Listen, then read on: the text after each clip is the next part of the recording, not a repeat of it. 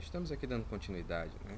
Depois de termos visto mais ou menos como é que se dá a conceituação de ética, a sua origem epistemológica, a sua origem deontológica, a sua diferenciação etimológica de duas conceituações e a sua diferenciação de moral, eu gostaria de passar para vocês um vídeo de fixação, né?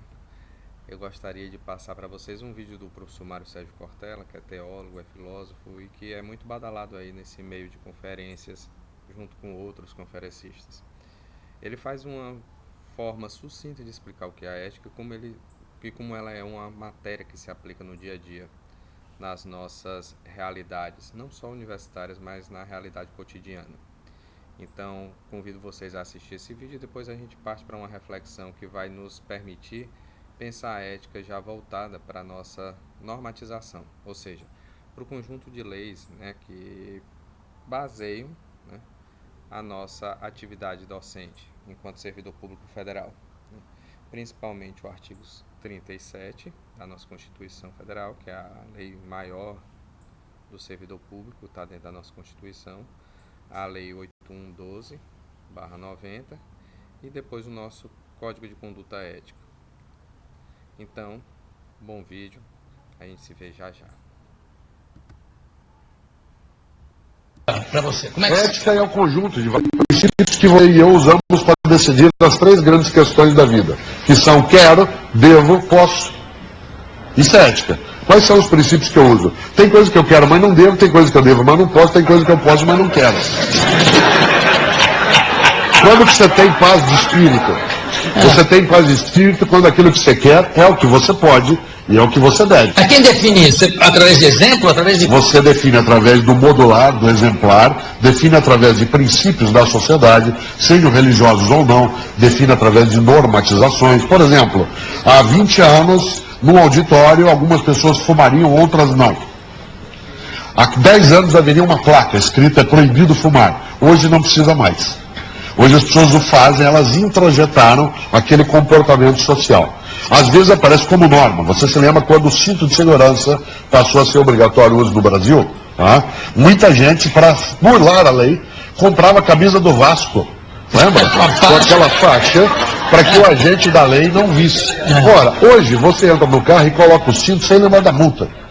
Isso significa que a ética vai se construindo com isso. Agora, cautela, não existe ninguém sem ética. Diz assim, mas o deputado que frauda, o fiscal que faz, o professor que engana, esse tem uma ética que é contrária da nossa ética. Ele é antiético.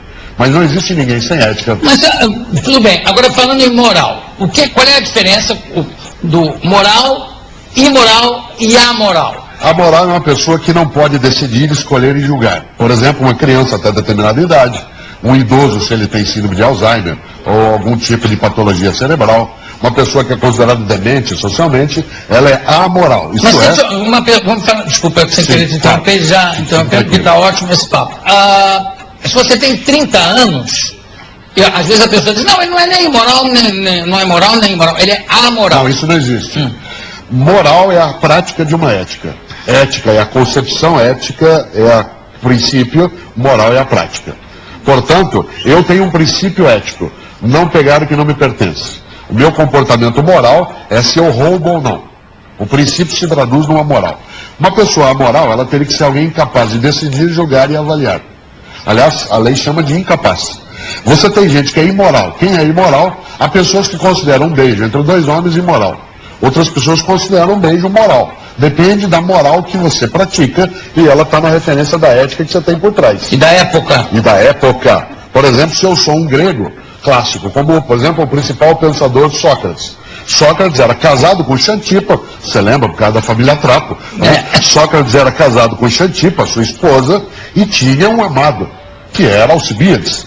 Aliás, um general, um jovem de 27 anos, que quando Sócrates morre, ele está nos braços de Alcibiades. Xantipa entendia isso, lá no século IV a.C., como uma coisa absolutamente parte daquela cultura. Hoje seria entendido, de novo, como uma coisa não perturbante. Mas há 30 anos seria uma diversidade muito forte. Portanto, não é que a ética é relativa, a moral é relativa. A ética, ela é sempre de uma época, de um grupo, mas ela tem uma tentativa de ser universal. Isto é, Carta dos Direitos Humanos.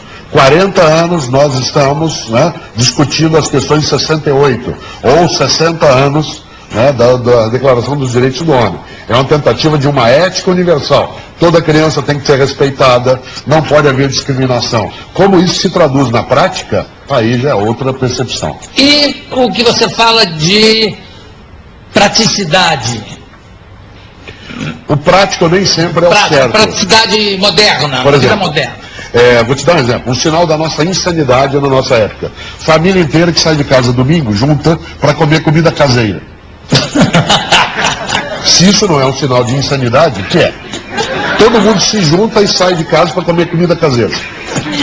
Outra moda de insanidade. Nós temos uma tecnologia de comunicação que gerou um nível de incomunicação brutal.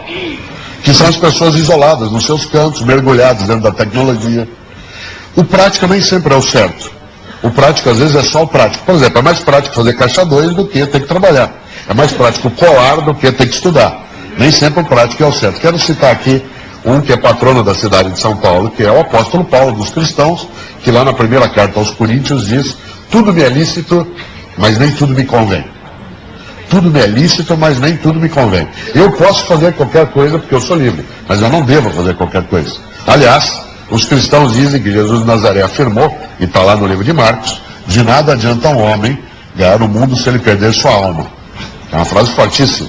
Seja você um homem que tem religião ou não, tanto faz, a frase é forte. De nada adianta um homem ganhar o mundo se ele perder sua alma. E o que é perder a alma? É perder a tua integridade, é perder a tua hombridade, é perder a tua capacidade de ser honesto, transparente, digno. Isto é, perder aquilo que nós não vamos levar, que é exatamente a nossa identidade. O Mário, você falou em São Paulo, né? Paulo, antes de ser Paulo, era Saulo. Por que de Saulo para Paulo? Bom, havia uma tradição no judaísmo antigo de que aqueles que eram chamados por Deus mudariam seu nome. Arão virou Arão, certo? Você tem isso, que era o irmão de Abraão. Você tem essa mudança. Jesus, que é um nome hebraico, ele era chamado de Emanuel. Né? Depois Yoshua também. Agora, Saul era o nome de Paulo. Saul ou Saulo. Paulo, em latim, significa pequeno. Tá? Então, os romanos tinham o hábito de dar nome às pessoas por uma característica física. Por exemplo, Cláudius, lá do Hamlet. Cláudio, em latim, é aquele que manca. Por isso, claudicar, claudicante. Mas o que mancava não é o do Hamlet, é o anterior, né? Mas Cláudio significa... Exatamente. Mas Cláudio, aí foi um erro do Shakespeare, né? Em relação à escrita. Exatamente. Aí é uma questão dele ter, né? Talvez tenha que alterar a lógica. Mas Cláudio é o que manca. Existia o breve, igual Mário, que é o meu primeiro nome. Mário é do deus Marte. Muita gente pensa que é de Maria. Maria é um nome hebraico, vem de Míria. Mário é de Marte, Mars. Por que eu estou dizendo isso? Paulo é o pequeno. E aí ele ganha o nome para ter humildade. Você lembra que ele se converte quando ele, no caminho de Damasco, na atual Síria, cai do cavalo, literalmente bate no chão, e aí ele tem aquilo que ele chamou de iluminação. E caiu do cavalo. E aí se chamou Paulo, isto é, o pequeno, o humilde. Aliás, ele ensina bastante, sabe por quê? Tem gente que esquece que você não precisa diminuir o outro para crescer. Uma pessoa humilde é aquela que não diminui o outro para crescer. Há pessoas que são tão arrogantes que ela só consegue se elevar se ela diminuir a outra pessoa. E há pessoas inteligentes que crescem junto com o outro. O Paulo, seja o Paulo Freire, com quem eu tive a honra de trabalhar 17 anos, que foi meu orientador no doutorado, seja Paulo de Tarso, seja Paulo Evaristo Arnes, seja Paulo Altran, são grandes homens. Paulo Maluf já é da sua conta. Está fora da filosofia. O nome às vezes engana. Nem sempre. Porque a noção de pequeno não se aplica exclusivamente à humildade. Eu conversei aqui com essa maravilha. E o que é a ética para você? Como é que ética é o conjunto de valores e princípios que... Bem, a gente viu aí o professor Mário Sérgio Cortella falando um pouco sobre as definições de ética de uma maneira mais lata, né? Menos complexificada e talvez até mais compreensível. E é interessante pegar essa abordagem que o Mário Sérgio Cortella faz, porque me remete muito à época em que eu entrei na universidade, quando lá nos fins dos anos 90, dos 1990, que o cigarro não era proibido por lei e as pessoas fumavam dentro das instituições e departamentos públicos, né? Não havia ar-condicionado nas salas de aula, e no departamento de ciências sociais havia uns janelões dentro das salas de aula, e os discentes fumavam nos corredores e assistiam às aulas através desses janelões. Os professores dando sala de aula enquanto interlocutavam com os alunos, enquanto discutiam com os alunos, iam até a porta e fumavam seus cigarros, né? Imagine hoje você acender um cigarro dentro de uma instituição pública dessa, numa cantina, em qualquer lugar, os olhos que lhe perseguem, né? Como se você estivesse cometendo um ato ilícito, alguma coisa do gênero. Lógico, existe uma lei que diz que você não pode fumar em locais públicos, que você não pode fumar em locais fechados, que você não pode fumar em locais cobertos, mas mesmo assim, fora desses locais, espera-se uma determinada postura de um professor, de um orientador, de uma pessoa que está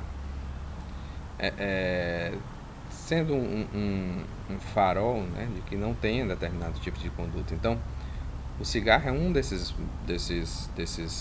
balizares. Há determinados locais que não são proibidos e que as pessoas ainda assim cobram determinados tipos de conduta. O álcool é outro tipo de forma de você observar, né, como existe esse patrulhamento do comportamento ético de um docente, vestimenta, entre outras coisas. Então, a prática ética, ela não necessariamente ela é permeada só de leis, mas também de uma série de condutas que estão nos nossos dias atuais, que são das nossas práticas cotidianas e que às vezes a gente não percebe.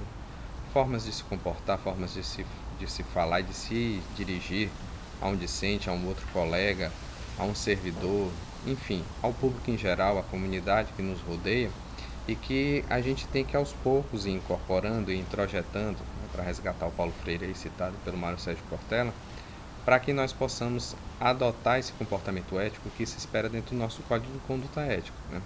A gente está transmitindo a essa comunidade que nos rodeia, ao nosso público-alvo, que é os discentes e a comunidade brasileira de uma maneira geral, e no nosso caso, o Unilab, extensivo, né, a todos os países que são parte, que são membros, né, da Unilab, né? O que se espera, né, de comportamento daquelas pessoas que estão sendo formadas por nós. Então, o Código de Conduta Ético, na realidade, ele é o farol, né, para que nós tenhamos um comportamento que nós desejamos aos nossos interlocutores. Então, nós nos comportamos da maneira que os outros deveriam se comportar, né? Ou seja, gostaríamos que eles se comportassem. E aí você tem uma comunidade, né, um pacto civilizatório.